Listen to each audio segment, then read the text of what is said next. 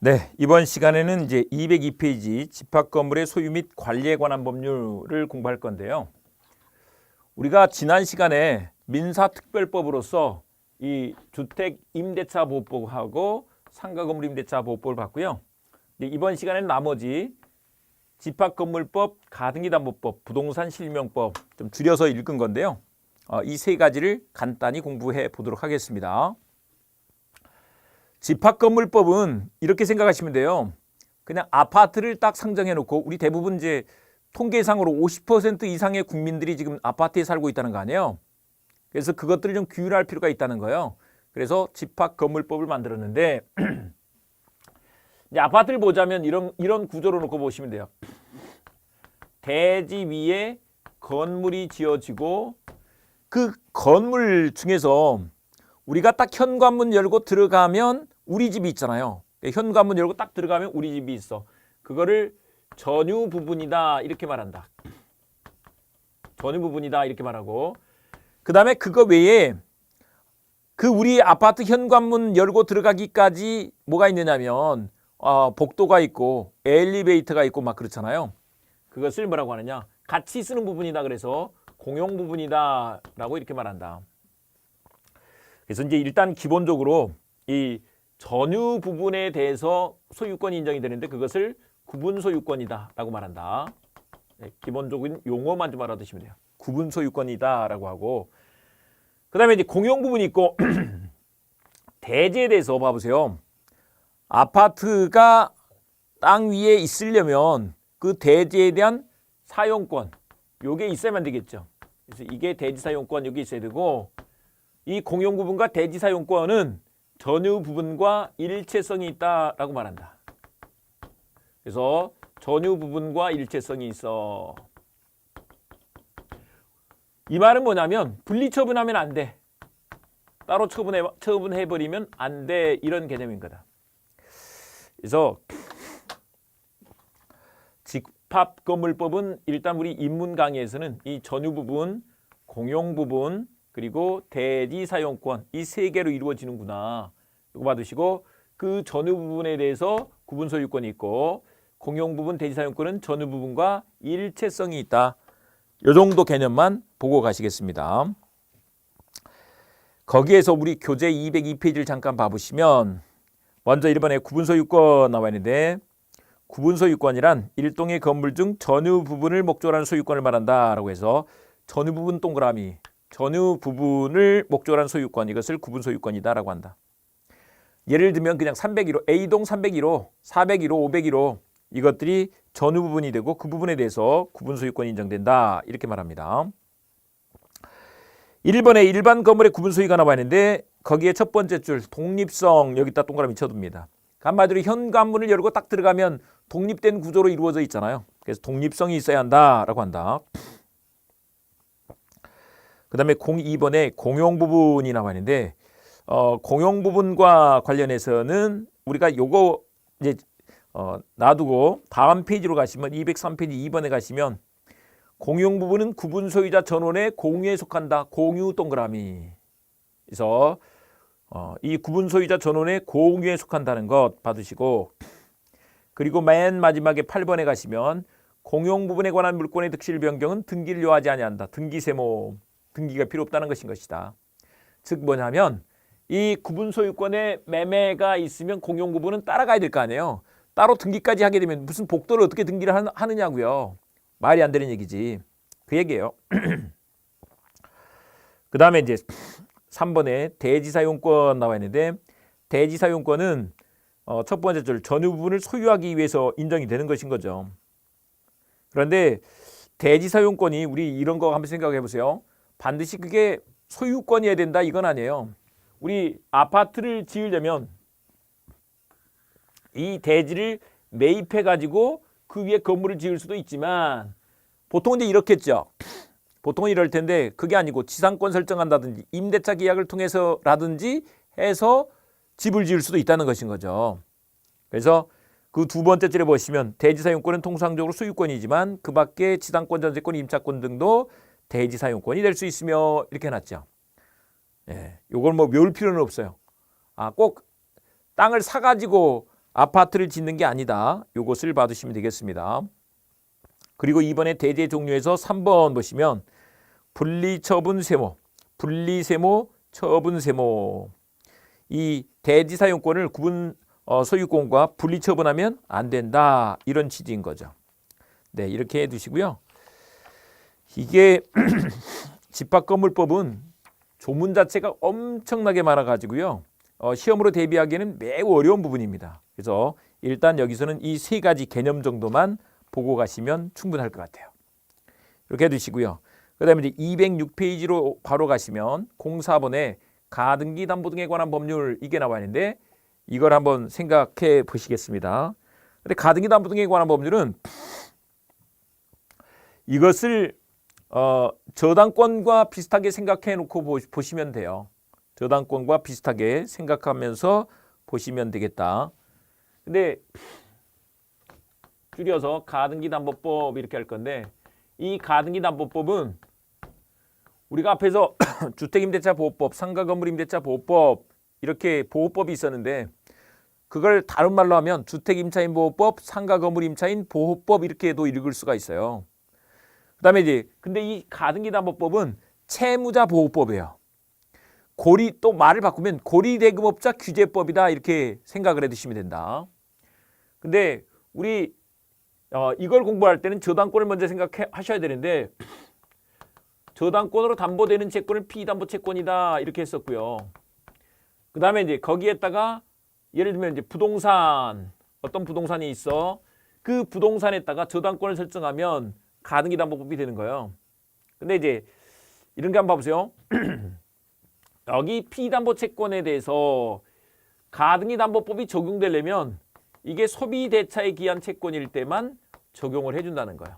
소비대차 그랬는데 소비대차라는 것은 뭐냐면 그걸 빌려서 소비해버리고 다른 비슷한 물건으로 동종, 동량, 동질의 다른 물건으로 반환하는 거예요. 그러니까 소비대차 그러면 가장 대표적인 게 돈인데 돈을 빌려주면 어떻게 돼요? 돈을 갖고 와서 쓰고 다른 돈으로 갚는 거잖아요. 이런 걸 소비대차라고 한다. 옛날 같으면 쌀을 빌리고 쌀을 예를 들면 쌀이 없어가지고 쌀을 한 대 빌리고 거기다 쌀에다가 한 대에다가 이자 보태서 갚겠죠.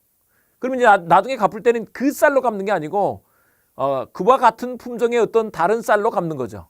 그런 것을 소비대차 이렇게 말한다는 것인 것이다. 소비대차일 때만 그렇고 그런 게 아니고 예를 들면 매매대금 채권이라든가 공사대금 채권이라든가 이런 것들을 담보하기 위해서 이 가등기 담보를 할 수는 있지만 가등기 담보법이 적용되는 것은 아니다. 이 적용 범위와 관련해서 이렇게 된다는 것인 것이다. 그런데요. 이 고리대금업자들이 어떤 방법을 쓰느냐 하면 나중에 몇 월 며칠까지 너 돈 빌려줄 테니까 갚아라 이렇게 해놓고 못 갚으면 그 날짜까지 못 갚으면 요거로 대신 이 채권으로 충당한다 이렇게 말해요. 이런 것을 뭐라고 하느냐 대물 변제 예약이라고 한다. 변제는 갚는다 이런 뜻이고요. 대물은 뭐냐면 대신할 물건이고 대신할 대자에다가 물건 할 때 그 물자를 써서 대물. 그러니까 원래는 돈을 2억 빌렸으면 돈으로 2억을 갚아야 되는데 이 부동산 건물 예를 들면 그게 이제 한 5억짜리 돼요. 5억짜리 건물로 대신 갚는다 라고 미리 예약을 해도 거기에다가 이제 순위를 확보하기 위해서 가등기를 해두거나 아니면 소유권 이전 등기를 해두는 거예요. 소유권 이전 등기를 해두는데 이 가등기를 해놓으면 이게 가등기 담보권이 되는 것이고 가등기 담보권 요게 되는 것이고 그 다음에 이제 소유권 이전 등기를 해두면 요게 소위 말하는 양도 담보권이 된다 이렇게 말한다는 것입니다. 그래서 이런 것을 이제 우리가 앞에서 가등기를 공부했었는데 앞에서 공부한 가등기는 청구권 보전의 가등기예요. 청구권 보전의 가등기. 근데 이거는 담보 가등기다 이렇게 말하게 됩니다. 그다음에 소유권 이전 등기 해두면 이게 이제 소위 말하는 양도 담보권이 된다 이렇게 되는 것입니다. 그런데 이 대물 변제 예약을 할 때 어떤 문제가 있느냐면요. 이 피담보 채권액과 부동산 가액을 비교해서 보세요. 채권액과 부동산 가액을 비교해서 이게 가액이 더 비쌀 때만 적용을 한다는 거예요.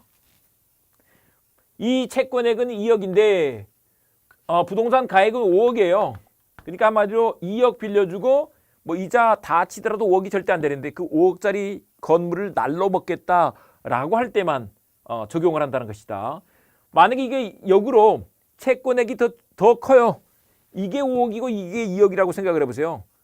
그러면 돈 5억 빌려주고 2억짜리 건물 갖겠다 그러면 그거 자체는 문제가 안 된다는 거죠. 그래서 이렇게 채권액과 가액을 비교해서 가액이 더 많았을 때 그때만 적용된다는 것인 것이다. 이렇게 해두면 나중에 이제 빚을 안 갚아서 실행하게 될 때는 이 두 개는 다 뭐하고 비슷하냐면 저당권과 유사하게 돼요. 저당권처럼 처리해가면 된다는 것이다. 그거 말고 따로 이 권리 취득에 의한 실행이라는 것이 있는데 그거는 나중에 공부하시면 돼요. 요걸 이렇게 해두고요. 가등기 담보법에서는 그 적용 범위가 매우 중요한데 그 적용 범위와 관련해서 이게 어떤 가등기 담보 이런 것들이 다 가능하지만 가등기 담보 등에 관한 법률이 적용되는 것은 좀 한정되는 것이구나 요겁니다. 그래서 그 1번에 가등기 담보법의 적용 범위를 3번 보시면 3번에 소비대차 동그라미 매매대금 채권 세모, 공사대금 채권 세모, 소비대차 일대가 일대 적용되는 것이고 매매대금 채권이나 공사대금 채권을 담보하기 위한 경우에는 적용되지 않는다는 것인 것이다. 그 다음에 넘어가셔서 207페이지 가등기 담보에 의해서 그때 이제 이 소비대차에 기한 채권을 담보할 목적으로 두 번째 줄 대물 변제의 예약 동그라미 그리고 뭐 매매 예약 여기도 동그라미 해두는데요. 비슷한 거예요. 가등기 동그라미 가등기를 해두면 그게 가등기 담보권이 되면서 가담법이 적용되게 된다. 가등기 담보법이 적용된다. 이런 것인 거다. 그 다음에 이제 3번에 첫 번째 줄에 저당권과 유사 여기만 동그라미 해두겠습니다. 저당권과 유사하다. 이게 담보물권의 성질이 있는 것이니까 저당권과 유사해진다. 요 정도만 봐두시면 되겠습니다. 동그라미. 네, 이렇게 해두시면 이제 우리가 가등기 담보법에 관해서도 공부를 했습니다. 잠깐 근데 우리 보시면 매매대금 채권, 공사대금 채권을 담보하기 위해서 예를 들면 가등기, 소유권 이전 등기를 한 거예요. 그래도 그건 가능한 거다. 다만 가등기 담보법이 적용되지 않는다 이런 뜻인 거지. 매매대금 채권을 담보하기 위해서 가등기 담보할 수 없다 이런 뜻이 아니다. 이제 매매대금 채권을 담보하기 위해서 가등기를 했을 때는 가등기 담보법이 적용되지 않는다 이런 뜻인 거다. 주의해서 봐두시기 바랍니다. 네, 이렇게 해두시고요. 그 다음에 이제 마지막 챕터로 가겠습니다. 208페이지 가시면 부동산 실권이자 명의 등기에 관한 법률이라는 게 나와 있는데 줄여서 부동산 실명법 이렇게 하시면 됩니다. 부동산 실명법. 참고로 이 부동산 실명법은요. 부동산 실명법은 얼마 전에 돌아가신 그 김영삼 대통령 시절에 실명제를 막 했어요. 금융실명제, 부동산 실명제 하면서 이 부동산 실명법을 만든 거예요. 근데 이제 연역적으로 봐보자면 이 명의신탁이라는 것은요. 이렇게 한 거예요. 우리 이제 문중, 종중이 있어요. 근데 일제시대 때 이 문중 땅이 있는데 그 문중 땅을 등기를 할 수가 없었던 거예요. 그래서 이것을 그 문중에서 유력자, 뭐 종손이라든지 이 사람을 종원이라고 해보자고요. 이 문중, 큰 문중을 종중이라고 그래요. 그리고 이제 뭐 종원이 있는데 어떤 사람한테 그 사람한테 X 부동산을 명의신탁을 한 거죠. 이런 제도가 일제시대 때 만들어졌다는 거예요. 일제시대 때 이런 게 왜 만들어졌느냐면 일제시대 때 이렇게 토지조사를 통해서 쭉 정리를 하려고 보니까 그게 법을 만들었는데 그때는 개인 명의로만 등기를 할 수 있고 종중 명의로는 등기할 수 있는 제도가 만들어져 있지 않은 거예요. 그래서 할 수 없이 그 종중의 구성원, 유력자, 뭐 종손 명의로 등기를 하게 됐다는 것인 거죠. 이게 명의신탁제도의 기원이에요. 물론 지금은 종중 명의로 등기가 가능하다. 교회 명의로도 등기가 가능하다. 네, 요거 알아두십니다. 그래서 이렇게 했는데 이렇게 명의신탁을 한 거예요. 근데 이제 여기서 맡긴 사람을 명의신탁자라고 하고 맡은 사람을 명의수탁자라고 이렇게 했던 거죠. 그래서 이제 명의신탁 계약이 있으면 이때 어떻게 하느냐? 이 명의수탁자가 대외적 소유권을 갖는다 이렇게 설명을 했다는 거예요. 대외적 소유권을 갖는다라고 이렇게 했다. 그리고 이제 종중은 대내적 소유권을 갖는다라고 이렇게 했다는 것인 거죠. 대내적으로는 명의신탁자가, 대외적으로는 명의수탁자가 등기가 이 사람 명의로 돼 있으니까 그렇게 했다는 거예요. 그리고 이제 나중에 돌려받을 때는 이 명의신탁이 유효했는데 명의신탁을 해지해서 해지는 앞으로 끝낸다 그랬죠. 장래효다 그랬죠. 그래서 앞으로 끝내서 돌려받는 거예요. 그런데 여기서 보통 이제 사고가 터지는데 어떤 식으로 터지느냐 하면 이 명의수탁자 종원이 자기 명의로 등기를 갖고 있다가 그거를 제3자 병한테 X를 매매로 팔아 넘겨버리는 거예요. 제3자한테. 근데 이런 경우에 있어서는 이 제3자가 대외적 소유권을 가진 사람한테 매매를 통해서 가져온 것이기 때문에 이 사람은 이 명의신탁이 있다는 사실에 대한 선악, 불문하고 소유권을 취득한다라고 이렇게 한다는 것인 거죠. 즉 악의자일지라도 소유권을 취득할 수 있다 이렇게 된다는 것이다. 그래서 제3자를 보호를 해줍니다. 근데 논리적으로는 대외적 소유권을 가진 사람한테 사온 것이니까. 다만 이제 우리가 앞에서 이중매매라는 걸 공부를 했는데 이중매매는 원칙이 유효하지만 이게 매도인의 배임행위에 제2매수인이 적극 가담해가지고 나쁜 뜻으로 그냥 아주 막 꼬셔서 이렇게 했단 말이에요. 그러면 이 사람이 무효가 돼서 소유권을 취득할 수 없다는 것인 거죠. 그래서 여기는 마치 이중매매 법리와 같은 이중매매 법리를 여기에다가 적용을 해주더라. 이런 것이었습니다. 이걸 이제 기본 원칙으로 받으시고 그런데 이제 문제가 뭐냐면 이런 제도가 있다 보니까 그게 이제 계속 확대 적용돼 왔던 거예요. 그러면 이제 70년대부터 와서는 이게 어떤 재산 은닉 수단으로 명의신탁 제도가 막 악용이 되고 있었던 거예요. 그래서 이제 그게 80년대까지 그렇게 상하다가 95년도에 이 부동산 실명법을 만든 거죠. 김영삼 대통령 시절에. 그래서 어떻게 했느냐? 보세요. 저 종중이나 배우자 간의 명의신탁 말고 이제 일단 저건 뭐 어떻게 탈법 목적, 불법 목적이 없는 걸 전제로 종중 재산을 명의신탁해 두는 것 자체가 나쁘다라고 말할 수는 없으니까 이 명의신탁자하고 명의수탁자가 있어요.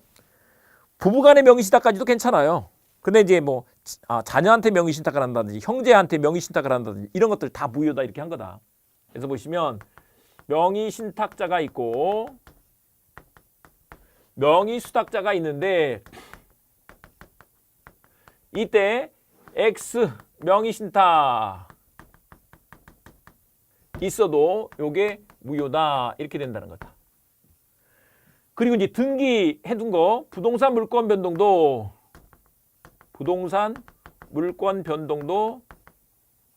무효다 이렇게 된다는 것이다. 그러니까 대외적으로도 명의수탁자가 소유인 것은 아니야 이제 이렇게 처리를 해버렸다는 거죠. 근데 이제 이런 가운데서도 꼭 또 이 사람이 또 X를 매매로 넘겨. 근데 이런 경우에는 원래 이론적으로는 을이 대외적 소유권을 갖고 있는 것이 아니기 때문에 원래는 대외적 소유권을 갖고 있기 때문에 대외적 소유권자가 처분하는 것이니까 이게 제3자한테 넘어갔을 때 그게 선악 불문하고 유효인 것이 맞잖아요. 그런데 이제 이 경우에는 그래도 이 명의신탁자보다는 제3자를 보호하는 게 더 맞겠다. 그래서 여기서 선악 불문하고 병은 소유권을 취득하는 것으로 이렇게 인정을 해주더라 이 말인 거예요. 그래서 요 기본 원칙들만 좀 받으시면 되겠어요. 그래서 전통적으로 가능했던 명의신탁하고 지금은 안 되도록 하는 그 원칙적인 내용들만 한번 정리해 두고 가시면 된다. 더 자세한 거 그 외에 뭐 중간 생략형 명의신탁이나 계약 명의신탁 이런 것들이 있는데 그런 것들은 나중에 우리 이제 기본서 가지고 공부를 할 때 보시면 되겠습니다. 네, 208페이지 한번 봐보세요. 208페이지 보시면 일단 여기서는 이제 지금 현재 부동산 실명법 내용을 보시는 건데 1번 명의신탁 약정 동그라미 무효 동그라미. 명의신탁 약정은 무효다라고 한다. 그 다음에 그 밑에 물권 변동 동그라미 무효 동그라미. 그리고 제3자 동그라미 대항세모. 제3자에게는 대항하지 못한다. 그것만 좀 받으시면 되겠습니다. 그래서 지금 우리 뭐냐면 요거요. 명의신탁 약정 무효죠. 그 다음에 부동산 물권 변동도 무효야. 그런데 제3자는 보호해줘. 근데 그 제3자 앞에 다른 말은 안 써놨지만 제3자가 선이든 악이든 따지지 않는 것인 거죠. 제3자가 선이든 악이든 따지지 않는다. 요거를 봐두시면 되겠습니다. 네, 이렇게 해두시고요. 그 다음에 이제 210페이지 가셔서 보시면 210페이지 실명법 적용의 배제와 특례가 나와 있는데 1번에 적용 배제는 좀 두고요. 2번으로 가셔서 보시겠습니다. 2번 종중 동그라미 배우자 동그라미 종교단체 동그라미에 관해서 네 놔두겠습니다. 그 경우에는 이제 특례를 인정해요. 그래서 1번 가셔서 보시면 이 경우에 내부적 동그라미 신탁자 동그라미 내부적으로는 신탁자에게 소유권이 있다는 거예요. 그래서 대내적 소유권은 신탁자에게 있고 외부적 동그라미 수탁자 동그라미 대외적 소유권은 수탁자에게 소유권이 있다 이렇게 말한다는 것이다. 따라서 수탁자가 처분한 경우에 원칙적으로 제3자는 선악 불문하고 소유권을 취득한다. 그래서 제3자 동그라미 악이에다가 일단 동그라미 쳐봅니다. 악이 선악 불문이죠. 소유권 취득 동그라미. 다만 적극가담 동그라미 무효 동그라미 이렇게 두겠습니다. 적극가담했어. 그러면 무효가 된다. 이렇게 된다는 것이다. 이건 이제 이중매매 법리를 가지고 설명을 한 것입니다. 네, 여기까지 해서 이제 우리가 입문 강의를 진행을 했는데요. 여러분들한테 드리고 싶은 말씀이 이거예요. 사실 이게 이 용어의 문제인 것이지 이거 자체가 막 시험과 막 직결된다거나 이런 것들은 아니에요. 물론 이제 시험과 직결되는 내용들을 설명을 해드렸지만 이 용어는 그냥 익숙해지는 문제인 것인 거지 여기서 내가 모든 걸 다 알아야 되겠다 이렇게 생각하실 필요는 없다. 그리고 또 더욱 중요한 것이 뭐냐면 이게 중개사 시험은 고득점 합격이 필요가 없고 최소한 60점만 맞아서 붙으면 되는 것이기 때문에 우리가 어떻게 하면 60점을 맞아서 붙을 것인가 이 점만 생각하시면 돼요. 그래서 제가 이제 수업 시간에 학원 강의에서 많이 하는 것이 절대 붙는다 이런 구호를 외치는데 절대 붙을 수밖에 없어요. 이걸 꾸준히 이 과정을 따라가면 근데 이제 사람들이 그것을 중간에 무슨 일이 있어서 잘 못한다든지 이렇게 되면 그게 잘 안 돼요. 저도 지금 감기가 걸렸지만 잘 몸을 지금 이렇게 추스리면서 강의를 진행하고 있는 거거든요. 근데 공부하는 사람들도 가다가 감기에도 걸리기도 하고 집안에 무슨 일이 있을 수도 있고 그런 것들이 있는데 그것들을 잘 조절해서 자기를 컨트롤하고 해서 마지막까지 달려가면 절대 붙는다 이 말입니다. 그래서 절대 그 계획 세운 것들을 흐트러뜨리지 말고 마지막까지 잘 달려서 공부하시기 바랍니다. 이제 다음에는 기본서를 가지고 예쁘게 만든 그 기본서를 가지고 설명을 하면서 민법을 본격적으로 공부하도록 하겠습니다. 그 기본서 강의가 중요해요. 네, 여기까지 하겠습니다. 수고했습니다.